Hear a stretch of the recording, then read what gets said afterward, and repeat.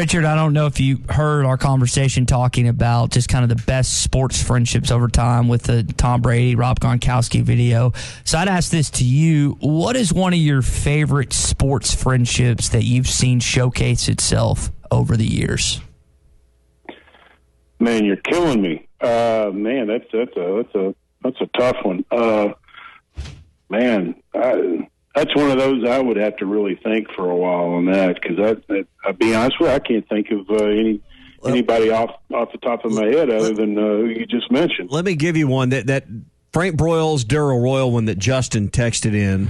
I talked about Jack and Arnie earlier. They vacation together, right? I mean, yeah, they'd go on vacations together. Those are you would never think the Arkansas football coach and AT and the Texas football coach would be vacationing together. But sometimes out of this world, it's amazing or kind of ironic who connects on a personal level with each other. Yeah, you got a good point. Man, but I still, off the top of my head, I just can't come up with anybody. We were talking about Bird and Magic. What about this, RD? You've done recruiting for so long. What are some of the friendships? Like, I know Marcus Miller, Traylon Burks is kind of a recent one. Jarius Wright, Greg Childs, Chris Gregg. What are some of the friendships that you've seen from two guys in high school that ended up going to the same school?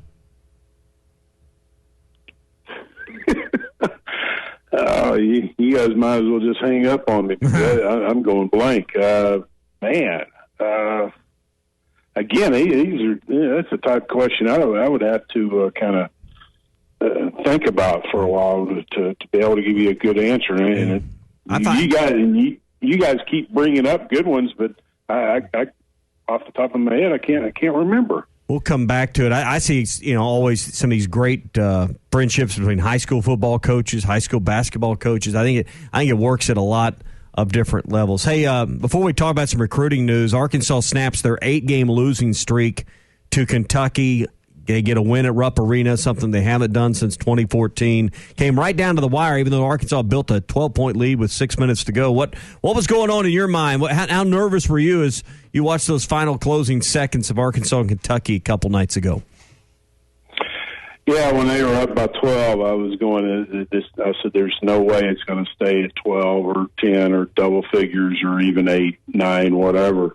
You knew Kentucky was going to put a squeeze and things were going to get a little tight. Obviously, when they made that three and went up by 1, boy, you was going, "Oh man, this is going to be painful." But clutch by Jalen Tate. The team, they just kept fighting. They you could tell that they felt like that they should win, and obviously they did. But it was kind of intense. Obviously, the last minute or so.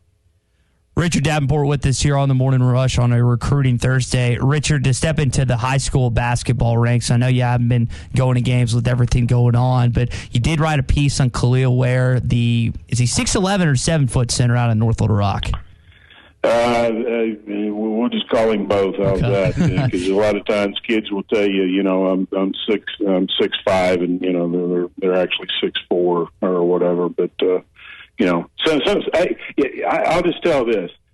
So many times when kids are listed a certain height and weight, especially in high school, they'll go to especially in football, go to a summer camp, and they can go to 3 different camps, and they've been measured at different heights in all 3 camps. Mm-hmm. So that ought to tell you something. It depends on the phone book they're standing on, Richard. Yeah. I mean, the one in Dallas is thicker than the one in Little Rock. So. And so to me, RD, and I know Darian Ford, Nick Smith, Joseph Pinion, why am I forgetting the kid from Mills? Javion Guy-Akeen. He, to me, because of his length, because of his size, because of his ability to shoot, he's the most intriguing player in this Arkansas 2022 basketball class.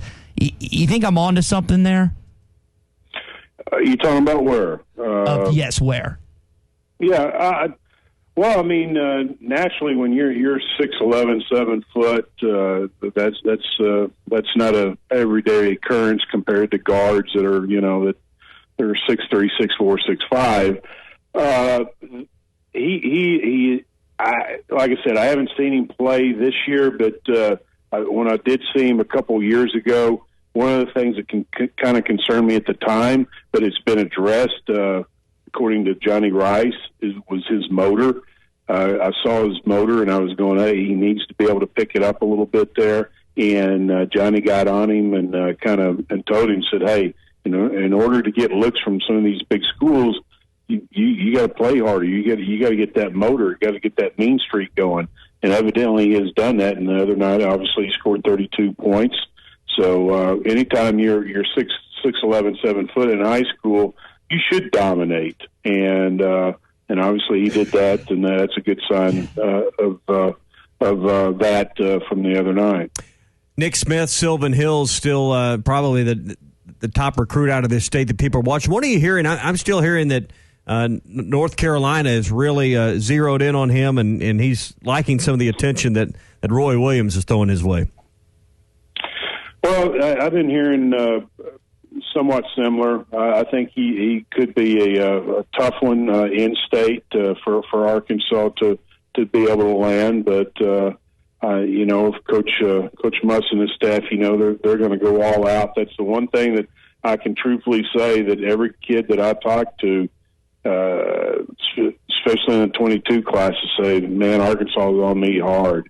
So if he goes elsewhere, it won't be without a fight. But when you're a guy like him and you're getting all the attention from some of the blue bloods, sometimes you think the grass is greener outside the state, and if that's what he truly believes, that's where he should go. We were talking earlier this week about the top 13 winningest programs of all time, like Duke, like North Carolina, like Kentucky, are out of the AP top 25. You just wonder.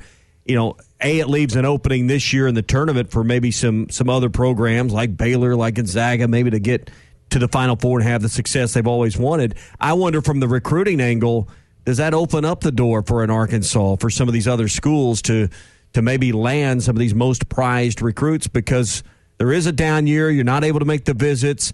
Arkansas is not able to show off Bud Walton Arena, but neither is North Carolina or the Cameron Crazies at Duke. You're relying on, hopefully, those kids knowing what your traditions are. You just wonder, is that an advantage or a disadvantage for Arkansas this year when you factor all of that together? Yeah, everybody's got the same restrictions. All you can really do is do Zoom calls and show your campus, show your facilities, and show your tradition and things of that nature. So I tend to think it's I'm not going to say an advantage, but I think it helps a little bit when you're going up against the blue bloods. But at the same time, you're definitely. But at the same time, I mean, even like, say, Nick Smith, I mean, since he's been growing up, I mean, these blue bloods have always been blue bloods and been winning at a high level. I'm not so sure a 1-year deal is going to probably make a huge impact on them, because they'll be saying, well, I can be one of the guys that can kind of help them turn it around. Richard, we always appreciate the time, buddy. Good stuff on Recruiting Thursday. Enjoy one of that chicken dish that you like to get Lassie into this weekend.